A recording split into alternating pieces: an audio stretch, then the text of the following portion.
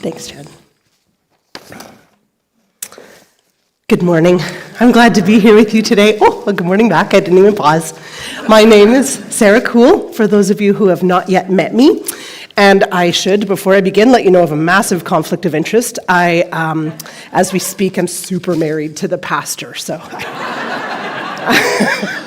my kids told me to tell that joke. It's good, though.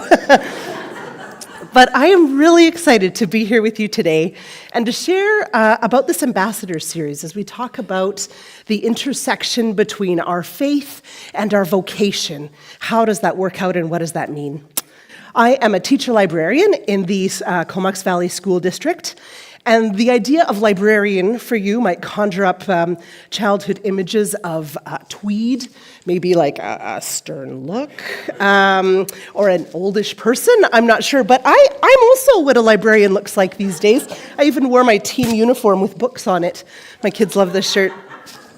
Libraries across the world, in schools, in public libraries have undergone a huge makeover in recent years, and they are now these thriving hubs of diversity, conversation, outside-the-box thinking. They're pretty exciting places. I still do curate books, manage a collection of actual books, and I get to read with students, and I work in our school to support literacy. But I spend the majority of my time working with teachers. I co-plan and co-teach lessons with them for our K-7 students. I work with technology a lot, more than even I expected when I got into this career. The Learning Commons, our library, hosts a coding club, and I introduce throughout the year a whole variety of robotics and coding languages and technologies. I do a lot of grant writing, fundraising, and advocacy work in my school. I would consider myself a cheerleader of everything that's going on in the school. I just want them to know that, like, I'm here, I support you, I'm in on all the stuff that's happening. This year I've worked with classes doing everything from designing simple machine contraptions to creating shape poetry to exploring Indigenous worldviews through mapping. Every day is different, every day is new, and it's a total riot. When you meet me, I'm either completely exhausted or completely excited. It's all the things at once. Like Jackie expressed earlier in this series, I am the kind of girl who had a sense of my vocation from an early age. I maybe couldn't put the word teacher to it, but this was pretty inevitable for me. It could have been the fact that I grew up in the free-range 80s and 90s, and with my siblings, corralling my siblings together, we played olden days, we played school every chance we had, and I was always only the teacher. There was never a doubt. These are some of my heroes. We've got Anne as a teacher of Green Gables and Laura Ingalls Wilder. This is the book where she gets her certificate. And that cute little girl at the top. Oh, speak gently to your younger self. There was never any doubt in these games about who would play the teacher role. And if I wasn't managing my siblings, I was managing my stuffies. I would line them up on my bed and assign them homework assignments to complete for the next day. It was so fun to make an assignment.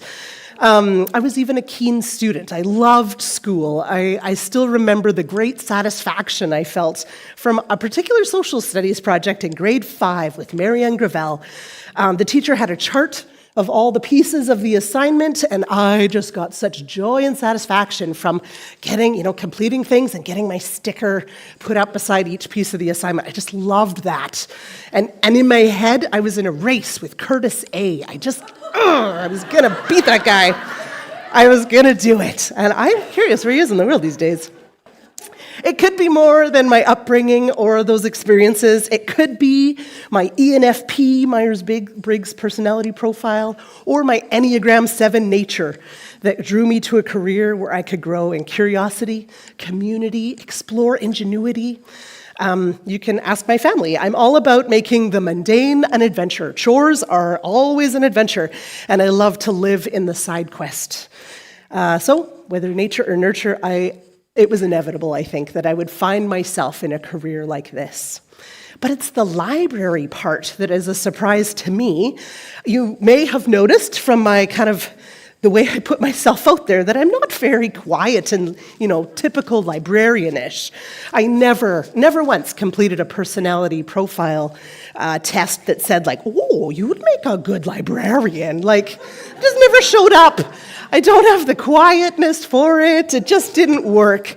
I was once, if we want to go to the next slide, I was once the junior librarian at my childhood church, and I managed, this will bring up memories for some of us, the McGee and Me movies. I got to, organize all those.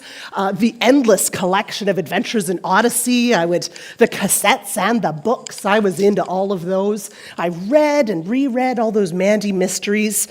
I loved them. But libraries themselves just weren't my kind of place. I found the insular quiet of the library stifling. It was hard to be quiet for me. I don't even know if I have an inside voice, so it's a problem. So I never really thought about working in libraries, and it wasn't until a school principal called me one day out of the blue, and she was desperate, looking for a French-speaking teacher who could fill in at her library, at her school library. And I took that job, and I learned that year how much school libraries had changed. They'd opened their doors wide and were now these dynamic workspaces, these vibrant extensions of the classroom where students could come to collaborate, create, explore, and discover. They are today high-tech, fast-paced, exciting places to be. I will never shush a student in my library. There's lots. And that is just my kind of world. So I just had to wait for the whole, organism to shift for me to fit. It was good. Last year, I built a garden in my school library. This year, I'm building a makerspace. So it's fun. Guys, libraries are so much fun these days. If you haven't been even to the public library, it's worth a new checkout. It's very good. But I am deeply grateful for that principal who called me that day. I believe that God prompted her to this ask, and it changed my life. May we all find vocations that nourish our souls and bring our God-given passions to life so we can work and love in the world. In this series, we've been exploring how our vocations in the home, outside the home, paid or unpaid, how in our vocations we are ambassadors for Christ. And this series calls us to pause as we move through the world and to consider how our good work is also godly work, and to consider how we are faithfully being Christians in our mostly secular workplaces. So what does that look like for me? How do I be an ambassador for Christ in my work? For me, I feel this in three distinct ways. First, I consider posture. Next, I use the language of setting the stage. And finally, I think about how I engage as a co-journeyer in my work.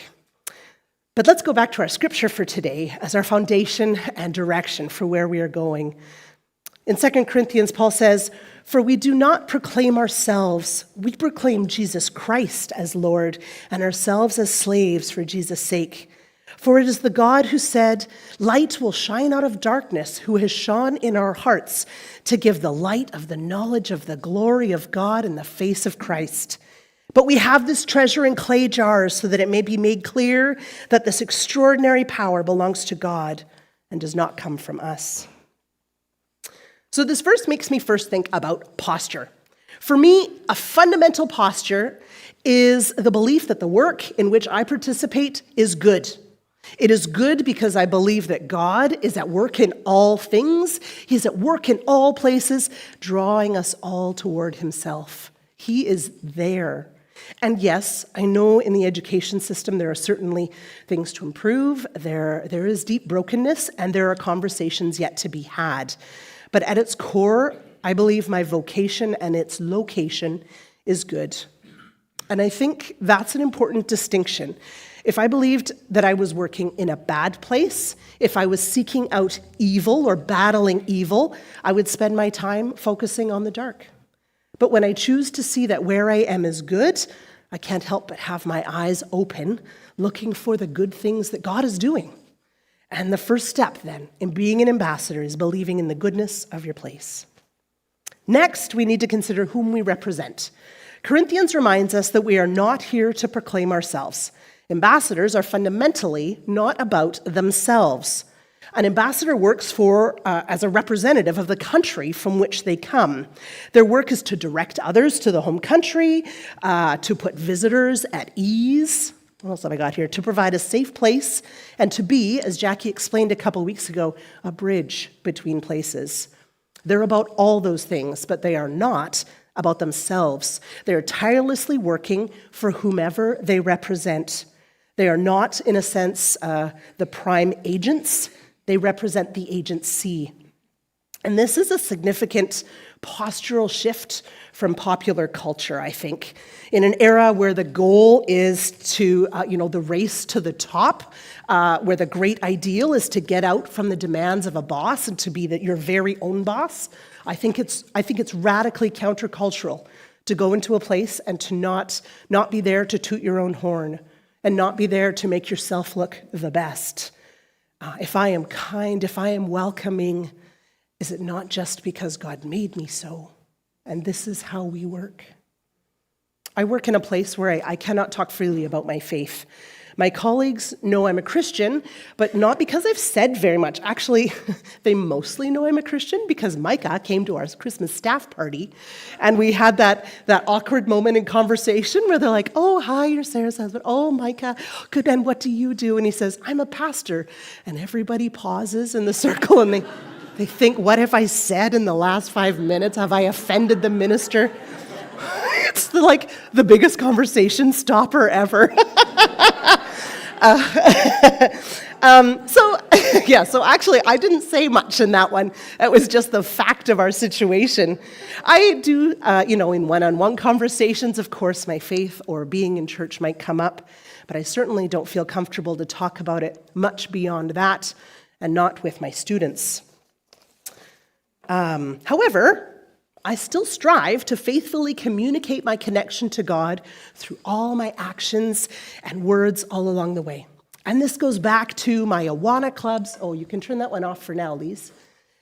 This goes back to my Awana Club motto from Colossians 3:23. Whatever you do it with all your heart, working for the Lord and not for people. And this is a good saying. Whatever we do, in whatever I do, I want my actions to point toward the prime agent. And as I sat with this passage from Corinthians, an image came to my mind, and it's not deep, but go with me on this one. I had the image of a Care Bear. Do we want to go back to that one? That one's pretty cute. There it is here. You might remember these. This, again, I'm marking myself with age. You might remember these superheroes from Saturday morning cartoons. They were powered by funshine and cheer. All these amazing things. And they would hold out their tummies and give evil the Care Bear stare. And it was even more powerful if they did it together. That's them giving the Care Bear stare on the bottom. But I think actually this is an apt analogy for this ambassador idea. When we move with the posture of an ambassador, a representative of the prime agent, we are in a way like these Care Bears. We hold the light of the knowledge of the glory of God in our hearts, and we reveal this light in our every action, in our every word. Our superpower is the great unveiling of this glory that just shines out of us into the darkness. So if this is at all a helpful image, take this into your week. You could, I was thinking, kind of have a vest. You could, just to have that idea of just your presence unveils the glory of God. The second thing I think about is the idea of, here, we'll turn that one off for now, is setting the stage. And the first part of this involves the interpretation of culture. Doug talked about this last week, and I think it's important. It's big in my work. One of my big jobs is to interpret the culture of the school where I'm placed. In my years working here at in the Valley, I've rarely been at a school a second year in a row, and often I'm at multiple schools within 1 year. And I could have gone into all of these schools and said, "Hi, I'm Sarah, I do this thing, take it or leave it." But I found I was way more effective if I spend some time actually reading into how does this school function? What do they do? Could I learn about how they do things? Come to explore their values with them, appreciate their systems. And this is also the work of ambassadors. They are sent out to live in a culture and to embed themselves in that new world so they can faithfully represent their home country. But they need to do this with a sensitivity and appreciation of that place, a curiosity and an openness so that they can be effective bridges and positive connecting points. Another part of setting the stage is the invitation to growth. In my job as a teacher librarian, I invite students into all sorts of very different kinds of learning. Part of the TL role that appeals to me the most is the fact that I get to work with students and relate to students in completely different ways. Often our first conversations are around their passions. What do you love? They come and tell me, I read this, I love it. I'm like, great, what more do you love? What a wonderful way to connect with people. We should do that in our greeting time. Hi, what do you love? How does that change the tone of the conversation? When students come to the library, the Learning Commons, they're encouraged to do that, and that's success. So I offer them creative learning invitations, thoughtful provocations, curious questions, and I let them do the exploring and the learning, and it's really exciting work. In our computer coding club, I offer students an invitation to create a theme park in Minecraft, and I just let them go and do the learning as they work together. In my grade 5 computer science class, I introduced them a new robot to them this year, and I did not know how this robot worked. I showed them what I knew, and then I said, let's learn this together. And then they went away and did that. And they learned not just how to code, not just how to make that work. They learned about how to work with a partner, how to make a good plan, how to explain the learning that they've done, how to show that, hey, this is valuable because, and they learned how to extend the basic instructions I gave them, extend that learning into maybe some real world contexts. It is very exciting work, and it's exciting to see student learning growing out of themselves. They're not empty vessels that come to me that I have to fill with all my expertise. They're full. They come to me full of potential, and my job is just to create a safe place where they can do that and explore that. This, to me, is how I work for the good of the city, as it says in Jeremiah. There's good things happening. How can I continue to foster that? Fostering student thriving is a huge part of my vocation, and it brings me a lot of joy to see, but they flourish as a result of that stage. So as an ambassador, I set the stage for a safe place where students around me can thrive and grow. The third part of this is the idea of being a co-journeyer or a collaborator. My role of a teacher librarian is fundamentally collaborative. I'm a non-enrolling teacher, which means I don't have my own set of students that I work with. And I would sit in the library alone all day if I didn't make an effort to reach out to others and work myself into their plans. And here I go back to that concept of posture. I choose to work with others with a posture of curiosity and flexibility. I intentionally begin my work with others with an open mind, asking them, what great things are you doing? What wonderful plans do you have? How can I support where you're going with this? And in this way, I move into those working relationships as a co-journeyer, a collaborator, not as an expert, not as an outside agenda, not as some sort of imposition, but as a partner.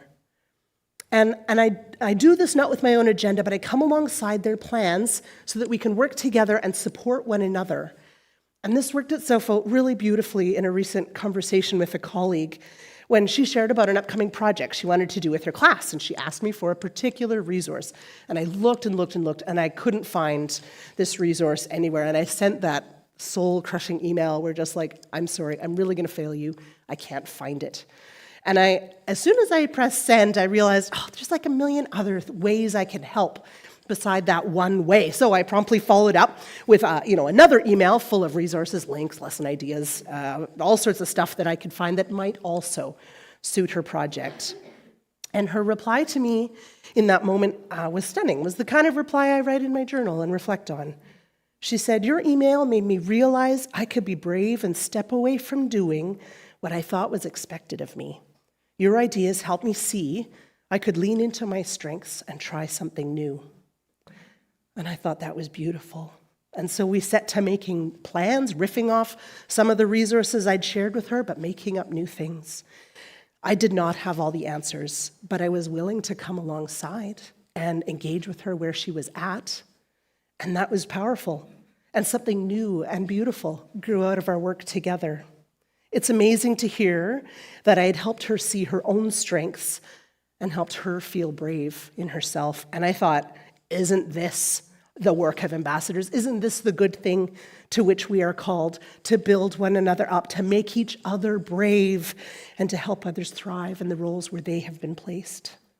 It's like the best Oprah show ever. I'm thriving, you're thriving, we're all thriving. It's wonderful.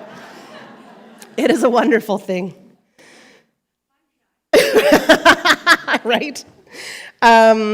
So as we've walked through this idea of posture, setting the stage, engaging as a co-journeyer, I want to move into my conclusion.